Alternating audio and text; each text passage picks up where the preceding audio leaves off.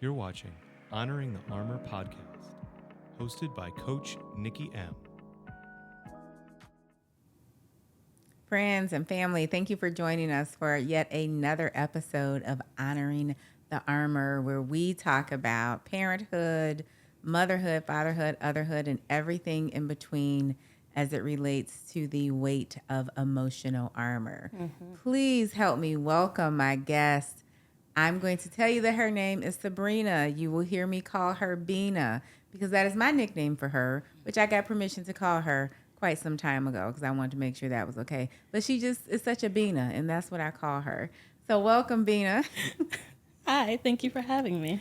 Thank you so much for coming. I do want to remind you, and I want to tell all of y'all, when I told Bina that I was doing this podcast, she is a very reflective, very thoughtful person in her communication and just in her way of being. So she says, oh, okay, well, tell me more about that. So I started telling her about what the podcast is about and, you know, the things we would discuss. And I feel like midway through like sentence 3, you were like, I got a lot to say on that. I was like, okay. Like, y'all, I didn't know if I should feel like excited, intrigued, or like I was a little scared. She was like, I got a lot to say. And I was like, oh, you do? Yeah. Really? Well, it was more to like spend more time with you.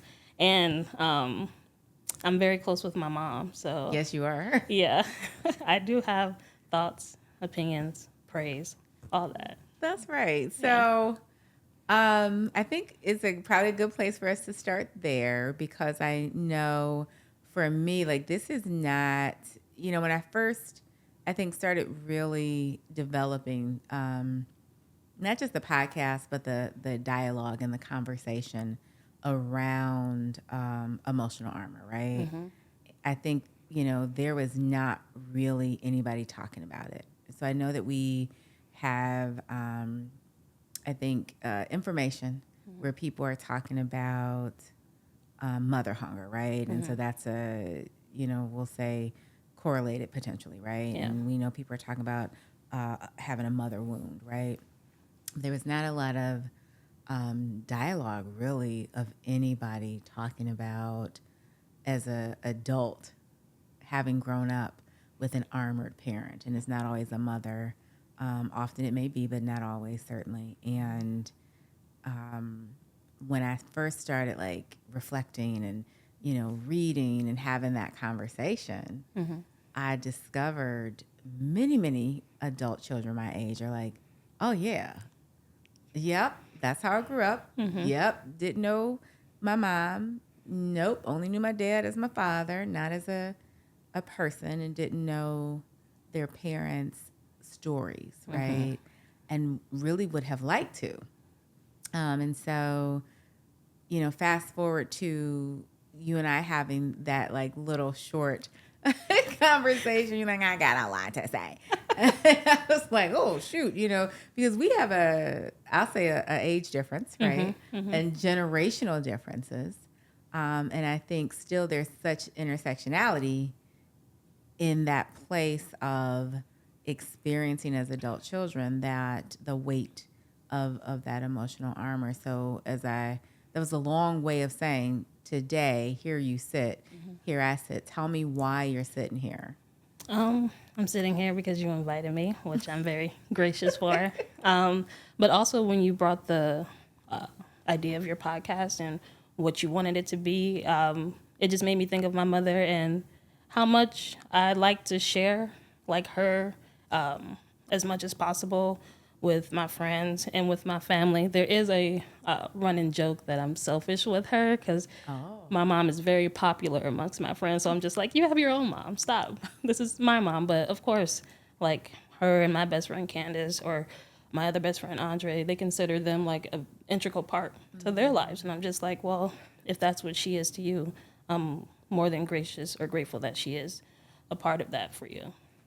You said that at the end. The first thing you said is, I don't want to share my mama with y'all. It's a I running just want to joke. make sure that y'all heard it. I heard it. That's the way we heard it. It's just a running joke because a lot of the times, like her and Candace, they are basically the same person. So they mesh really well. So they call each other best friends. And I'm just like, what am I, chopped liver? Like, No. I just connected them. I brought them together. And Andre, whenever he's around, he lives in Florida now. But when he comes home, he was like, how's mom doing? You know, take me to mom's house. I want to see her. And I'm just like, did you even check in with your own mother first? Like, Andre's mother, please don't watch this. and he does. He checks in on her first, but he's always, you know, very anxious to want to go see my mom. So, yeah, I think it's cool that she is so loved within my community, within our family. So, yeah. I think that's wonderful. And I think there's a part of you that clearly does not want to share that. There's a part of you that is, allowing it and accepting that, your mother's got enough love to go around. So I think that that's beautiful.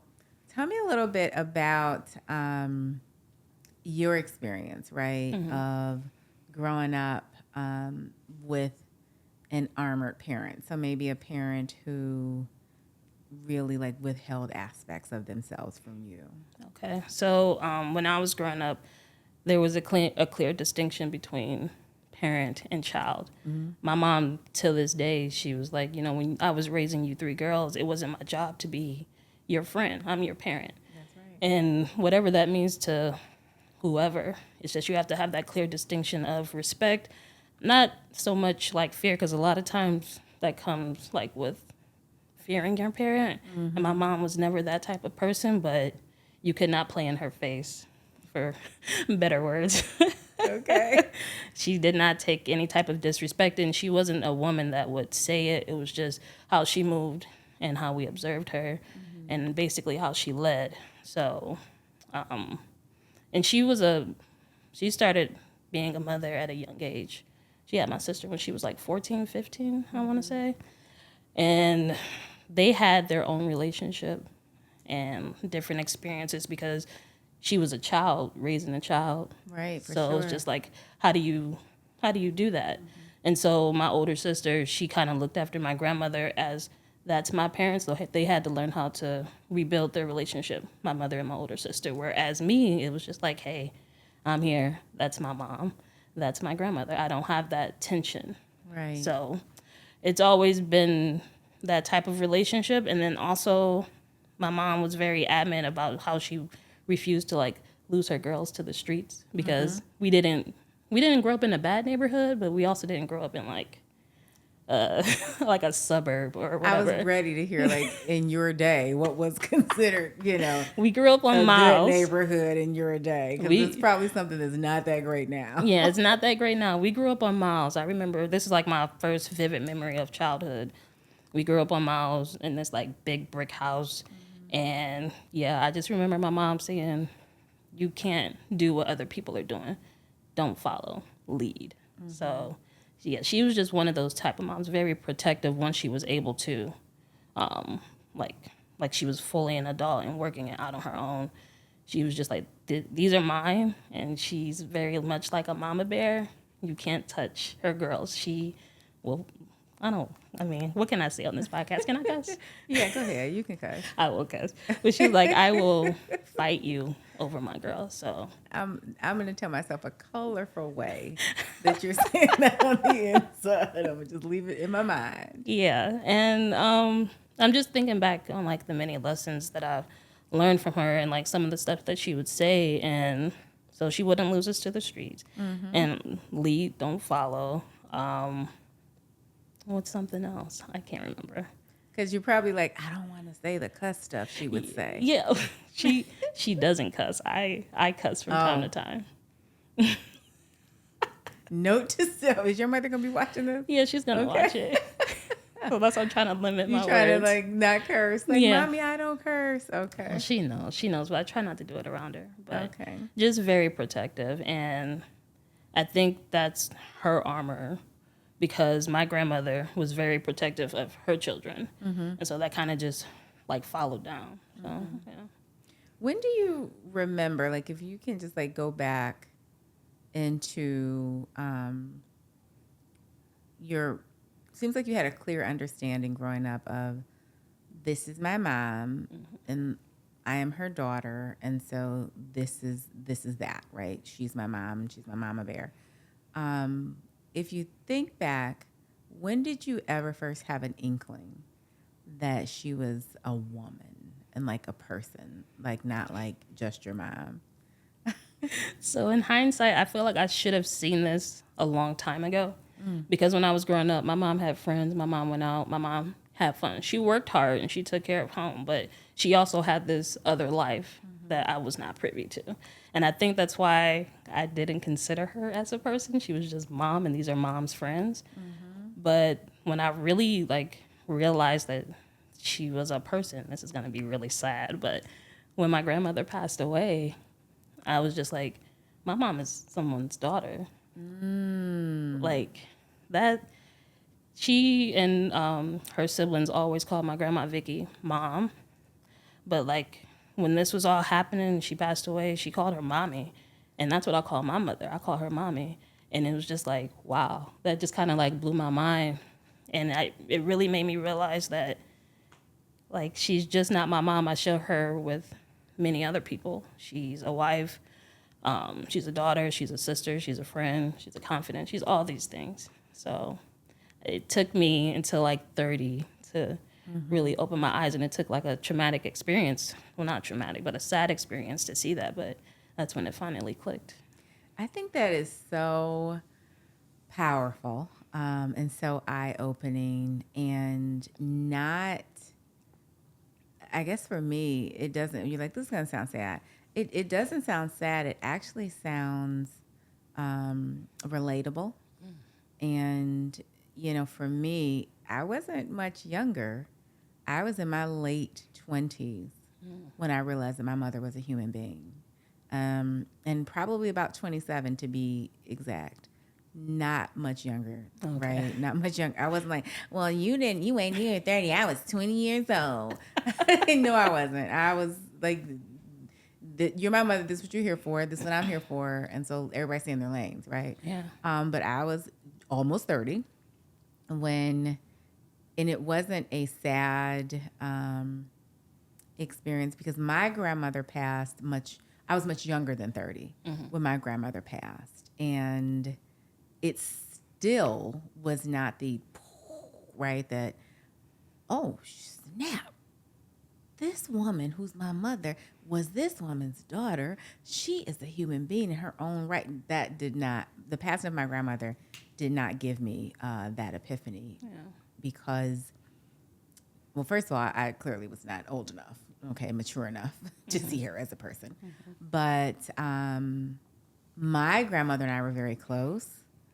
And so when my grandmother passed, I didn't care nothing about the rest of them. I was like, my grandmother didn't die. You know what I mean? Like, I did not look at my mother like, oh my God, your mom died and you're my mom. And what if you died?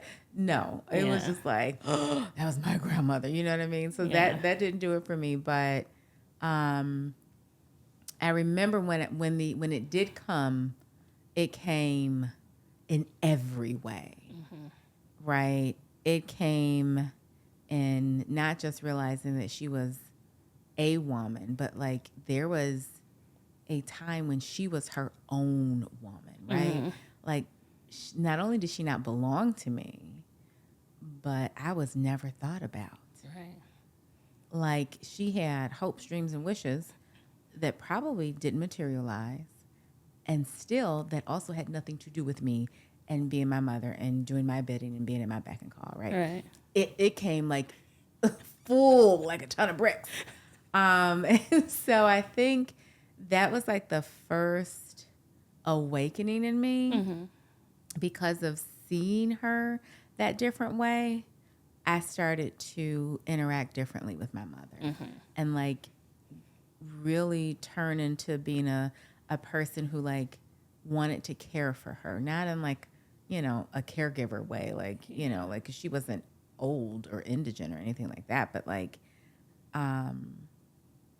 care for her in a way of, wow, you know, you must, I think there was this realization that like, this is probably not everything that you plan for yourself. Yeah. right? Yeah, definitely. You know what I mean? Yeah. Like, this is probably not everything that you planned. And also, that hunger developed where I did want to know, well, what did you plan? And who were you? And who are you? So when I talk about that, like, desire to, like, want to know her and know her story, is that something that you experienced? Yes, absolutely. Because, like I said, my mom, she started off young, so she's never even got that far where she could like fully live to her fullest potential before she started having children. And so when I talk to her now, she's basically of the mindset of, well, my kids have done it for me. She wanted to go to the military. My older sister did that. She wanted to go get her degree. We've all accomplished that. She wanted to move out of the state. 2 of them did. So it's just like whatever we're doing, it's like she's living through us, but not in like the way some parents do, where it's You creepy. mean not like in an unhealthy, like, Yeah. I'm really competing with you in this, we need therapy together way like that. Right. She's not like that. She's very proud of us, and she's always been a mom to let us know how proud she is of us, how much we're loved. She wasn't like distant or cold. She likes hugs, and she's the type of mom that's That like, just weirded me out because I feel like I'm gonna ask your mom about this. 'Cause Okay. y'all, I'm not really sure if Bina likes hugs or not. I do like hugs. I do like hugs. I'm gonna talk to your mom. I have to prepare for them because it's just like if I don't know a person, it's just like, oh, we're touching. Okay, Well, do that's strangers fine. hug you? I don't want to get off base. A stranger hugged me today at the walk. We'll talk about it later. But Okay. yeah.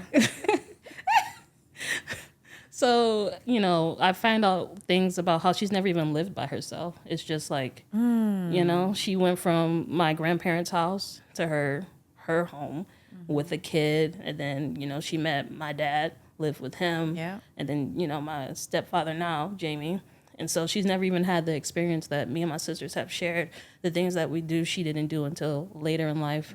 When I was growing up, she had her friends and they traveled to places like Florida and stuff, but she had never been out the country until much later when I was a kid doing stuff like that.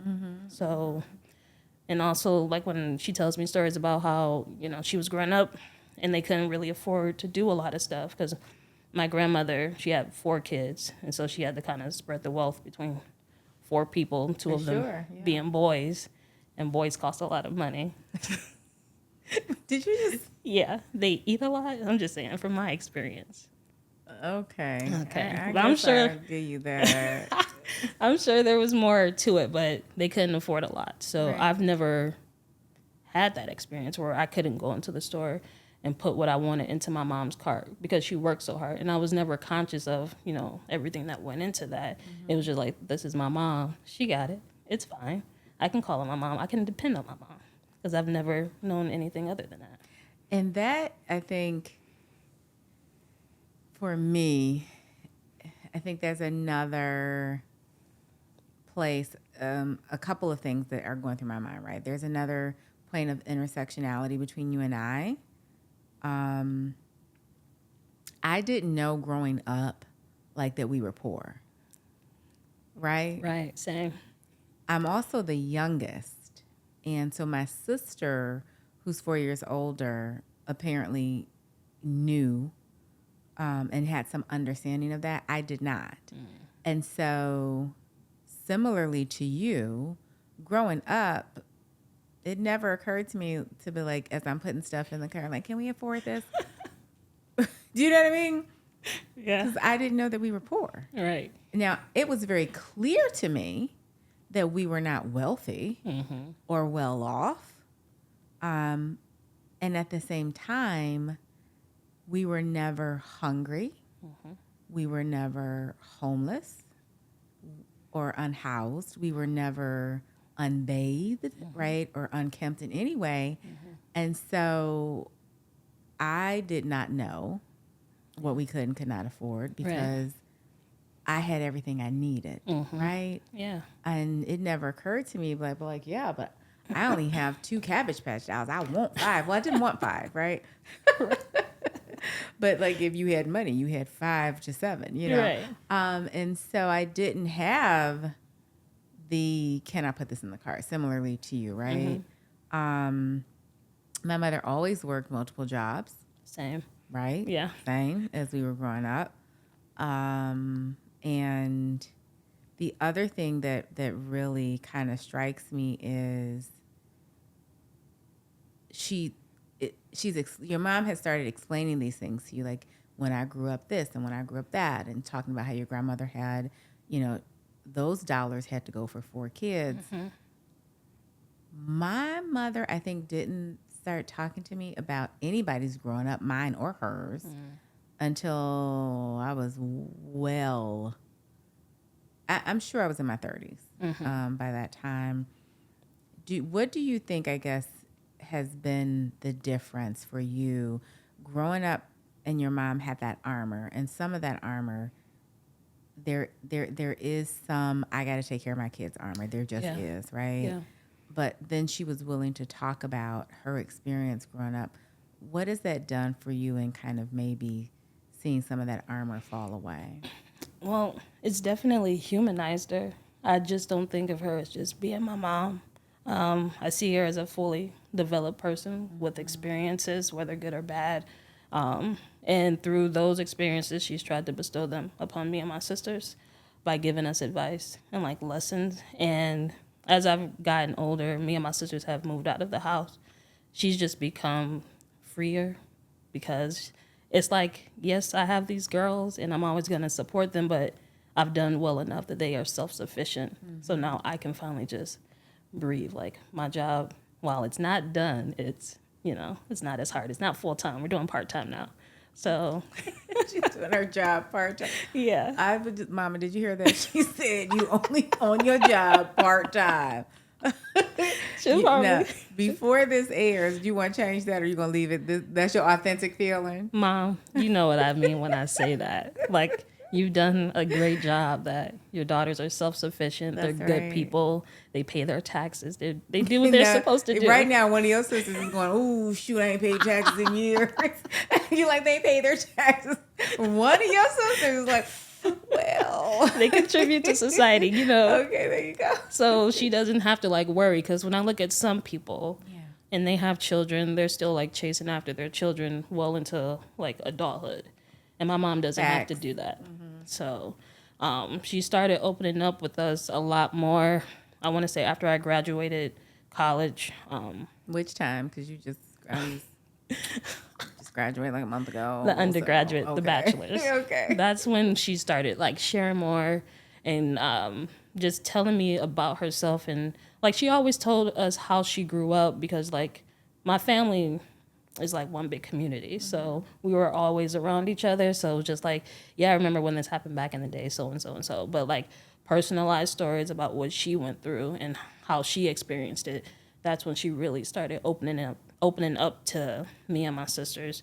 And it's just crazy. Like, sometimes you hear these stories and you're like, what do you mean you had to go through that? Like, that's, whether it's good or bad, it's just like, wow, I never would have pictured that, because growing up, you're my mom. Like, you're that girl, basically. Like, you're doing it. Like, I don't want to say like God status or something like that. Don't say that. Yeah, but it's just, she was definitely on a pedestal, and she's still on that pedestal because I love her so much and I care for her so much. But it's just like, I never would have imagined everything that she had to go through just to get us all here today. So, what do you think kind of made her comfortable or brought about that sharing that started? And you said, so right after you graduated, so that was what, your mid-20s? Yeah, 24, 25. I don't know what made her just started opening up. I was listening to your episode while you were driving in the car with your mom. Girl, you thought I was Columbo. And that just made me think of, we were in the car when she just started sharing stories. I'm just like, what? Y'all hear this? Get your parents in the car. Right. Make sure you're driving. You got to be the one driving. But unlike you, I wasn't silent. I was just like, what do you mean? I'm like, hold on now. Like, where did this come from? Expand. Yes. So, yeah, she just started talking one day, and, I've been hearing the stories ever since. But, yeah, I think it was just the maturity that she saw in all of us, that she was like, maybe I feel like you can handle this now. I don't have to Yeah. be super mom. I can just be Melinda, you know? I can just be love myself. that. And I love that because I do think when you talk about the things that have humanized her to you, right? And I think there is this part of that armor that comes from what are they going to think, right? And so there is a intentional kind of, I'm not going to share these pieces and parts, right? I'm going to shut that stuff off, whether it is fear of other people who have hurt them in some way, right? Fear of judgment from the children that they've raised. But there can be that part of the armor where they are withholding, out of fear. Yeah. And so I love hearing that from your perspective. And I know we're just like surmising. You're going to tell us one day, Mom, why you decided to talk. But you were like, there was just a place in her where she was, the way I'm seeing it is like whole. And, you know what, I can just be Melinda now. And so we're about to transition. Yeah. Because there is a transition in the adult relationship with them, right? Yeah. And so I love that. Did you feel differently? Differently about what? Let you finish. I don't know. You tell me. I'm going to let you go wherever you think that was going. Because the conversation we had prior to this, when talking about being adopted or like the black sheep of the family. Yeah, she wasn't supposed to say that. Sorry. It was a period of time where I thought I was adopted. I know. That's a whole nother. I know we're not adopted, but like when I was growing up, it was, my mom is fully like a lady, very feminine, very hardworking. She'll do like a man's job, but she did work in construction. And That's she worked, not a man's job. That's everybody's job. That's everybody's I know job. the young people think that's, Back in the day, it was typical for more men facts. to do a construction working Facts. type job or a manufacturing job. She's done both. But she would like wear her heels to work, change into her work boots. So Get it, Mama. yeah, she's very feminine. And you know me, that's not me. Now, I want y'all to understand, Bina is sitting here saying this. I'm just going to have her hold up her fingers. This is new. This is new. I've seen them like that before. Yeah. Well, I'll get into this part, but growing up, I was outside in the dirt playing, running with the boys, no skirts, no dresses. I hated stockings. Put me in shorts. Everybody hates stockings. Okay. But put me in shorts and a t-shirt and let me go play. Okay. And my other two sisters, they kind of follow after my mother, were very feminine, very like ladylike. And I was just the raggedy tomboy and following after them. She would send me to school in like the school uniform, and I would come home, stockings ripped to shreds, shirt missing buttons. And she was like, what happened? Were you being bullied, and do you have to run home for your life every day? No, Okay. I was just playing. I was rough. And she at first she was just like, Sabrina, stop. Sabrina, don't. But I think around middle school or maybe even late elementary, she was just like, you know what? I just got to let you be yourself. These nails are new, but if you knew me before where we met, bitten down to the bone. The most I could do was just keep it clean. Nobody has put their hands in their mouth since 2020. Well, I was. They shouldn't. I was. That's why I started getting my nails done so I could stop biting them. Out your mouth. But the most I could do for you and for my mom was just keep them clean and presentable. But it was not how, I don't want to say how she preferred, because, she accepts me as who I am. But it's just like, I'm nothing like her. My temperament is nothing like her. My style is nothing like her. The only thing I can say I really got from my mom is like habits, because, when you do a job, you do it right the first time. That's not a habit. That's integrity. Those are core values. things. Yes. Okay. Because habits you can change tomorrow, the next day. True. You got things that are foundational. That really are about who you are at your core and the things that help to shape that. Okay. Well, that nail thing is a habit. That can be gone tomorrow. True. Okay. So the core values, foundational things. That's right. That's all my mom. The way I enter a room, the way I carry myself, the way I clean up, that's all her. But I'm soft-spoken. I'm pretty chill. Very. My mom and my sisters, they can go from 0 to 100 very quickly. And I'm just like, you guys, let's breathe. But everybody needs that person. You know what I mean? We can't all be like your mama. I know. I'm like your mama and your sisters. She's trying to be more like me. She's like, Sabrina, I don't know how you do it. You know, things don't get to you at all. Something dramatic could happen. You can just be like, okay, let's breathe and then proceed. That's right. I'm just like, I'm trying to be more like you. I need to be more like rambunctious or whatever. And she was like, no, I like you as exactly as you are right now. But I think we can all learn from each other. Yeah, we definitely can all move. Everybody just move a little bit toward the middle. And then that's where we find the balance. Right. That's where we find the balance. So now that we know you're not adopted, okay. The jury's still out on that. No, it's not. Okay. Oh, Lord. You are not adopted. Did you feel a shift in, like, now this is the time where we're about to grow into a friendship? Like, you will always be my mom, and we're not about to be friends. I'm not gonna play in your face, but wow, we're about to have like a grown lady friendship here. Right. So I don't have a distinct point in time, but I'll definitely tell you we are in that moment right now because we talk to each other like best friends. She called me yesterday and we just laughed on the phone for like 10 minutes and hung up. And I was like, I think we were talking about our trip coming up, and I was like, I'm gonna have my money, but you make sure you have more money just in case. That's something like that.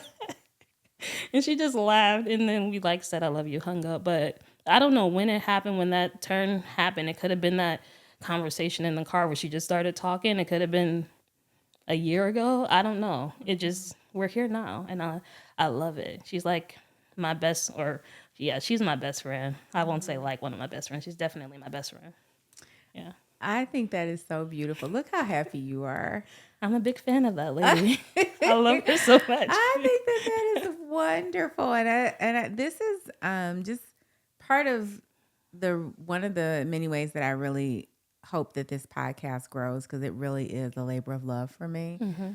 Is that more parents of adult children, more parents in general, really hear the heart, right, of an adult child who is like, I love my parents so much, and I love being in relationship with them as a person, right? Yeah. Because there is this little wall when you only know your mom as your mom, when you don't know her as Melinda. There's a wall there, right? Yeah. And, just like your big smile and just like how happy and giddy you are, to be like, we have hit the grown woman part of our, like, we have a friendship, and I love it. Yeah. And it is like just something to be treasured. It took me, I don't know how many decades, trying to, I feel like my mom and I were circling each other, and I was trying to like she was the gazelle in the woods, and I was like the lion. I was trying to pounce on her because I wanted to know her. And it's like, I'm moving and she's moving, and I'm moving and she's moving, and she's just, like blocking it. And it took like decades for me to even realize like how funny she is. She is hilarious, and I don't even think she knows it, but she is hilarious. But because she is just like, armored, and she has that, wall, it wasn't something that I was privy to. And when I got to experience it, I was like, man, I've really been missing out on this. You know what I mean? Yeah. So I just want so many more people to have this conversation with their siblings, to have it with their parents, and really see what can come of it. I think perspective sharing changes what we thought we knew. I think conversation definitely changes what we thought we knew and what we thought we understood, and just really being good listeners and approaching these conversations just with our whole heart. So I'm very glad to hear that your mother is just like, I'm Melinda now. Yeah. I'm so happy for her. I love that. Talk to me a little bit about what you think now that you've come full circle and you understand how she grew up. You understand some of the things that she's kind of experienced, good, bad, and the other. And so I think some of the armor she wore, we've talked about it, was I've been through some hard things armor. I got to protect my girls armor. Some of that. What are some, I think, societal reasons when we look at armored parenting? What are some reasons maybe that come from societal pressures? Well, just being a woman, I feel like in general, the world can be stacked against you, especially a Black woman. It's like you're getting it from both sides. And then, a young parent, it's just people already have that narrative about, hey, this is how your life is going to turn out because this happened so young. So she just had a lot of things stacked against her that she had to figure out. And once again, thank God for my grandmother who, like, when she did have my older sister at 14, 15, my grandmother didn't kick her out, but my great-grandmother kicked my grandmother out when she was 16 for having a baby. So it was just like my grandmother really held on to my mother and protected her, which allowed her to basically do the same for us. She had that kid, or not that kid, my sister. And she was like... Y'all, did she just refer to her That was rude. Oldest sister? She had that kid. I think Bina does think that she's adopted. She had that kid. So she had my sister, and my grandmother held on tighter to her. She was like, I understand you made a mistake, but, I got you. She allowed her to finish school, and she, set her off, so for her to figure it out as she got older. And so just fighting that barrier, she had a protector behind her. And then, getting into the workforce, what do I want to say? Girl. A man. I know what you're about to say. You say a male-dominated field of construction. Yes. Okay. So she just had to know her stuff, and it's always just been that way. My mom is a big proponent of having more than one skill. That way, no matter where you go in life, they can't deny you. So, and then having 3 girls, she has told me that she's heard from other people that, having 3 girls can be the worst experience. And she was like, well, that's not my experience. My daughters are doing great. My daughters are loved. And so she's always just been a force of I'm your first line of defense. Yeah. I'm going to help you figure it out. And I think just those are just some of the barriers she had to navigate through. It's just how to be a good mom, how to be a hardworking person, how to be a woman through all of that. And now she's here. I love it. Now she's here. Now she's here.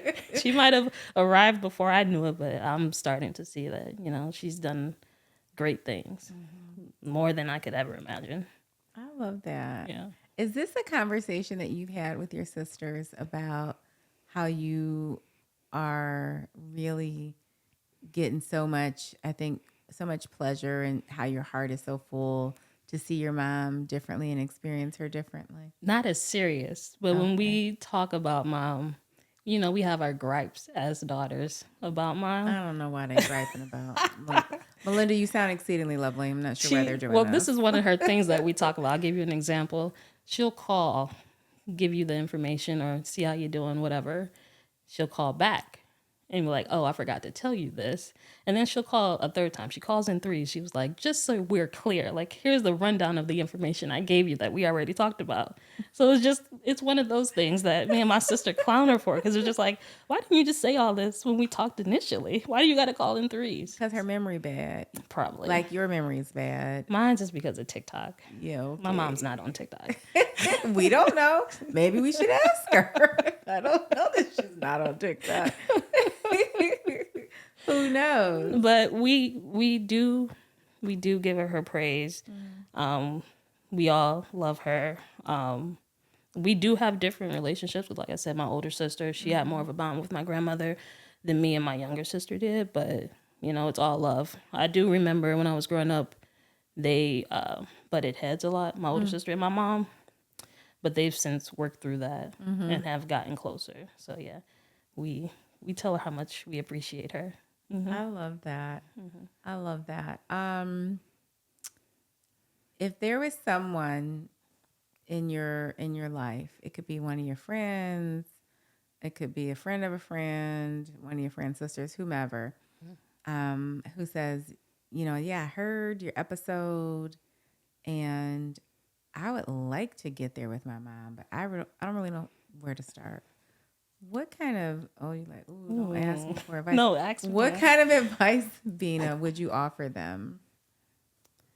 I would say, well, you have to start the conversation. Because, you can't want things and then go hide in a corner and expect them to come to you. Okay, girl. And you have to be open to the feedback that they give you, whether you like it or not. This is where they're coming from. And then you guys have to work on how best to proceed on whatever they're giving you and whatever you're giving them. But definitely start the conversation. That would be my go-to. All right, very good, very good. We're not gonna let you leave without doing some of our rapid reflection questions. Okay. So I'm gonna give you a start of a sentence. You're gonna finish the sentence for me. You can use 5 words or less or more, however many words you need. Okay. All right, so let's start. The daughter that I used to be thought that my mom could do no wrong. Okay. The daughter who I am now knows that she did the best that she could. That's what's up. That's what's up. All right. I used to be afraid to talk to my mother about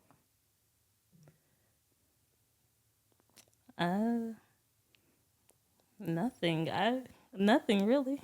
All right, very good. The funniest thing that I have talked to my mother about is my stepdad. Oh, Lord. I would just like to say the thoughts expressed by Bina are not those reflective of Honoring the Armor podcast. Just so y'all know. Okay. He's a funny conversation. Okay, I love it. When I first agreed to be a guest, I thought that I was gonna cry. Okay. Oh, Bina. But now here we are, and now I know what? That there's more laughter than tears. Oh, that's what's up. Thank you for having me. Thank you so much for coming. This has been another episode of Honoring the Armor with your host, Coach Nikki M. Thank you for joining us. Thank you for watching Honoring the Armor podcast. We're releasing new episodes every other week. Let's keep the conversation going in the comments. Like and subscribe so you don't miss out.